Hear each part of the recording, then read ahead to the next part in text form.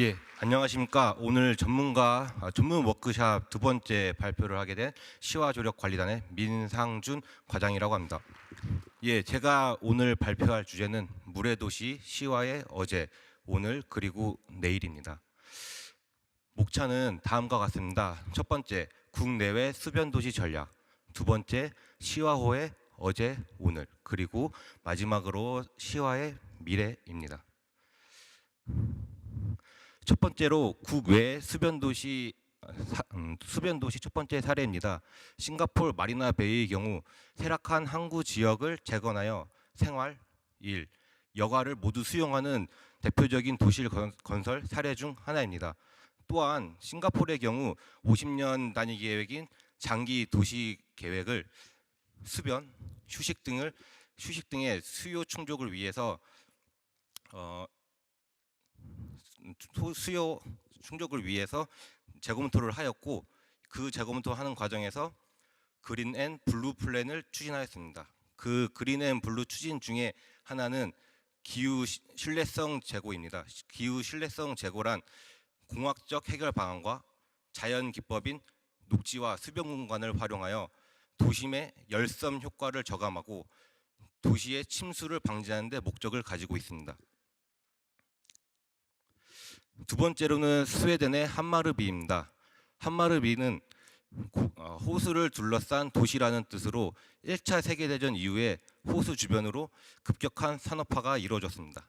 하지만 제조업이 쇠퇴하고 설비의 노후화가 되면서 도시의 기능이 저하되고 폐기물 매립지 등으로 인해서 그 호수의 환경이 매우 악화되었습니다. 이를 극복하기 위해서 함마르비에서는 호수의 주변에 친수, 자연 순환형 계획 도시를 재건하였고, 현재는 대표적인 미래형 수변 도시로 대두되고 있습니다. 다음으로는 스페인 빌바오입니다. 스페인 빌바오의 경우 1980년대에 스페인의 금융과 철강 산업의 중심지였습니다. 하지만 단일 구조였던 철강 산업이 세계 경제에서 경쟁력을 잃게 되면서 도시의 인구가 급격하게 감소되었고, 오염된 항구로 인해서 빌바오는 혐오스러운 도시라고 불리게 되었습니다. 이에 따라 빌바오는 이러한 오명을 극복하기 위해서 당초 도시 계획을 공업도시에서 문화도시로 전환을 하게 됐습니다. 왜냐하면 도시의 경쟁력을 가지기 위해선 가치가 필요하다라고 판단을 했기 때문입니다. 그 가치는 빌바오에서는 이 가운데 보시는 강, 네오미르 강을 주변으로 한 네오미르 강 주변에 있는 수변 공간을 활용하여 문화 도시를 조성을 하였고, 결과론적으로는 현재 국제적인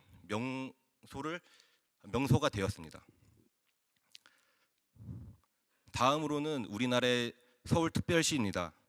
서울특별시의 경우 이미 청계천 복원사업이라는 수변 공간의 효과를 얻은 사례가 있습니다.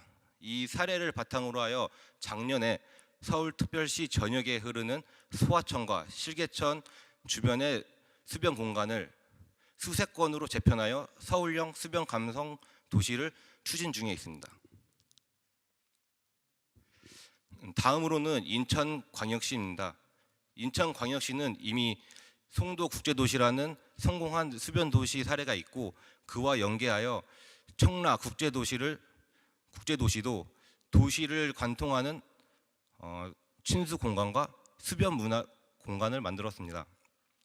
이 수변 문화 공간은 공식적인 명칭은 문화공원이지만 주민들과 많은 시민들이 수로를 따라 걷는 길이라는 커넬웨이라고 부르고 있습니다. 그래서 인천광역시에서는 커넬웨이 주변으로 친환경 도시 개발, 스마트 시티 구현 등 다양한 전략으로 사업을 시행하고 있습니다. 이처럼 국내외의 많은 나라에서 물을 기반으로 해서 도시 재건, 재생 사업들을 진행을 하고 있는데, 우리 K워터에서는 무엇을 하고 있을까 고민을 해봤습니다. 그 와중에 이제 제 시와조력관리단에서 근무하고 있는 그 인근에 그 반월 특수 지역을 개발을 하였습니다. 그래서 그거에 대해서 간략하게 설명드리도록 하겠습니다. 1977년도에 안산 1단계를 시작으로 하여 2002년도에 시와 MTB, 2007년도에 송산 그린시티 순으로 사업이 진행되고 있습니다.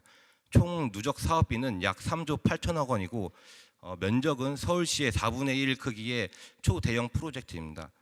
이 초대형 프로젝트가 어떻게 시와호 주변에서 진행하게 됐는지 다음 챕터에서 말씀드리도록 하겠습니다. 예, 왜 이 대규모 프로젝트가 진행되었나라고 보시면은 1980년도에 중동 건설 경기가 후퇴하게 됐습니다.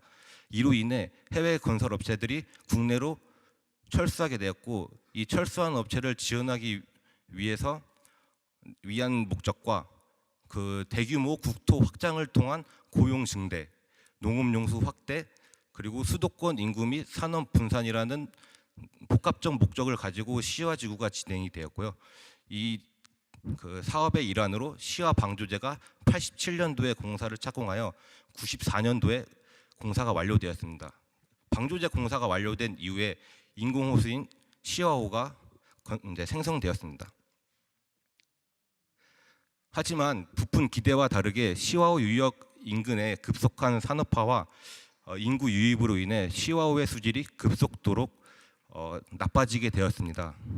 이로 인해서 왼쪽 하단에 보시면은 어류 집단 폐쇄와 그 위에 보시면은 외해와 시와호의 수질이 많이 차이 나는 것을 보실 수가 있습니다. 이로 인해 죽음의 호수라고 불리는 오명까지 얻게 되었습니다. 이렇게 수질을 개선하기 위해서 96년도부터 정부, 지자체와 공동으로 시와호 수질 개선 대책을 지속 추진해 왔습니다. 그래서 단기 대책으로는 방아머리 가는 인근에 배수관문이 있습니다. 배수관문을 통해 시와호 내로 해수 유통을 하고 해수 유통으로 인한 시와호 수질이 개선되는지 효과 검증을 진행을 하였습니다.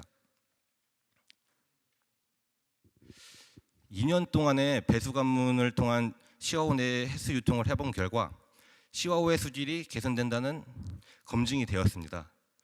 이러한 검증을 기반으로 해서 정부 부처가 협의를 통해 당초 시와호가 담수호였던 것을 해수호로 변경하는 시와호 이용 계획을 진행하게 되었습니다.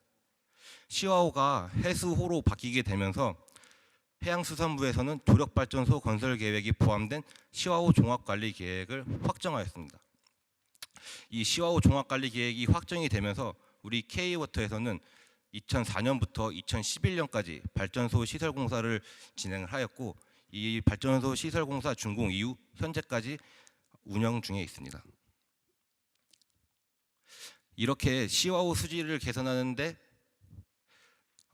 큰 역할을 했던 조력발전소에 대해서 간략하게 설명드리면은 시와호 조력발전소의 용량은 254메가와트로 하루에 2번씩 발전 배수를 진행을 하고 있습니다.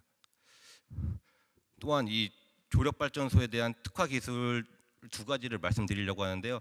첫 번째는 이미 전 발표를 해주셨던 이영석 부장님께서 말씀하셨던 K탑입니다. 이 K탑은 조력발전 최적 운영을 위한 스케줄링을 제공을 하고 중장기 발전량을 예측을 하고 있습니다. 이런 중요한 프로그램을 2015년도에 자체 개발을 해왔고, 매년 기능 향상을 통해서 21년도에는 AI까지 탑재를 하게 되었습니다. 그리고 두 번째로는 인력입니다. 2012년부터 현재까지 자체 점검 정비 인력이 투입되어서 매년 수차 발전기 3대에서 4대, 22개에서 3문을 직접 대점검을 진행을 하고 있고요. 그러한 운영, 점검 노하우들이 축적이 되면 이제 향후에 신규 조력 발전 사업하는데 많은 기반이 된다고 생각하기 때문에 이것 또한 우리한테 필요한 특화 기술이라고 생각하고 있습니다. 그럼 이제 본론으로 다시 돌아와서 시와 호는 조력발전소 운영 이후 외와 비슷한 수준의 수질로 회복하게 되었습니다. 참고로 보시면은 방조제 축조 이후에 COD가 17.4 ppm까지 올라갔지만 2011년도 이후에는 COD가 2.0까지 떨어지는 것을 확인하실 수 있으십니다. 이렇게 시와호가 자연성을 회복함으로 인해서 해양 관광, 생태 관광, 레저 등 관광 인프라가 구축이 되었고 수도권에서 대표 관광지로 자리매김하는데 큰 일조를 했다고 저는 자부합니다. 다음으로는 미래 도시를 살아갈 다음 세대들을 위해서 우리 K워터에서는 무엇을 해야 되는가 끊임없이 고민을 했었고 그 답은 디지털, 녹색 전환을 통해 지속 가능한 도시 문제 해결을 할 편리하고 안전한 스마트 시티, 환경을 생각하는 에코시티, 자연을 누리는 레저시티가 그 방안이라고 생각을 합니다. 첫 번째로는 4차 산업혁명 기술을 기반으로 한 도시 물순환 전 과정을 스마트 관리로 물 환경을 보호하고 국민이 물 재해로부터 안전하며 깨끗한 물을 공급할 수 있는 도시. 교통, 방범, 의료 등 모든 도시 정보가 통합된 편리하고 안전한 시민 서비스를 제공하는 도시. 그 스마트 시티를 시와 지구에 구현할 계획입니다. 둘째, 조력 발전, 방아머리 풍력, 방아머리 태양광뿐만 아니라 해상 풍력, 해상 태양광 등 다양한 에너지원을 가지고 있는 이 시화호를 주변으로 해서 시와 융복합 에너지 클러스터가 구현될 것입니다. 셋째, 대부도, 오이도, 조력발전소와 같은 기존 관광지와 그 지리적 여건의 이점을 가지고 있는 시와 지구를 글로벌 해양 레저 대표 관광 도시로 만들어주기 위해 시흥 거북섬에서는 국내외 서퍼들을 흥분하게 할 세계 최대의 인공 서핑장 웨이브파크가 지금 현재 운영 중에 있고, 화성 송산 글로벌시티 동측 지구에는 국제 테마파크를 조성하려고 계획하고 있습니다.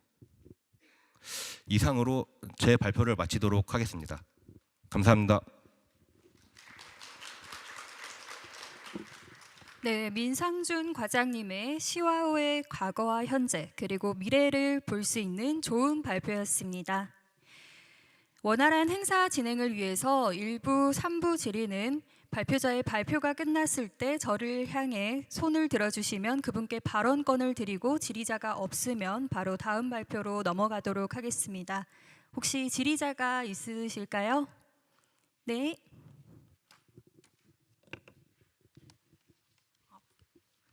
발표 잘 들었습니다. 기후탄소 사업처에서 온 윤여울 과장이라고 합니다.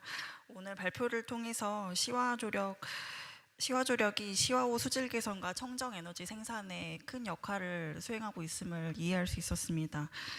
우리 공사가 수변 도시를 만들기 위해서는 역시 물 관리가 정말 중요한 것 같은데요. 오늘도 비가 많이 오고 있는데 이러한 기후 변화로 인해서 극한호우가 계속 반복되고 있는 것 같습니다. 시화호 주변의 물 재해 예방을 위해서 하시고 있는 노력을 좀 자세히 말씀해 주시면 이해에 도움이 될 것 같습니다. 예, 그럼 그 질문에 대해서 답변 드리도록 하겠습니다.